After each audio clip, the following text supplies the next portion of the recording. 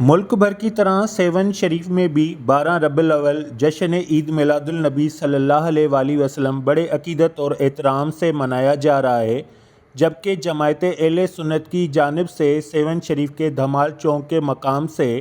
Rally نکال کر لبیک یا رسول اللہ کے نعروں سے درگاہ حضرت سکھی لال شہباز قلندر رحمۃ اللہ علیہ کے گولڈن گیٹ صحن میں پہنچ کر جلسے گاہ پر علماء کرام اور نعت خوانوں نے حضور اکرم صلی اللہ علیہ وآلہ وسلم کے شان میں نعت شریف پڑھ کر انہیں خراج تحسین پیش کیا، جبکہ علماء کرام نے حضور اکرم صلی اللہ علیہ وآلہ وسلم کی زندگی پر خطاب کر کے ان کی سیرت پر روشنی ڈالی، اور اس کے علاوہ سیون شریف کے جماعت اہل سنت اور دیگر حضرات کی جانب سے ریلی کے دوران اور جلسے کے دوران لنگر نیاز اور سبیلوں کا بھی خوب اہتمام کیا گیا۔ رپورٹ ماجد علی قریشی، سیون شریف۔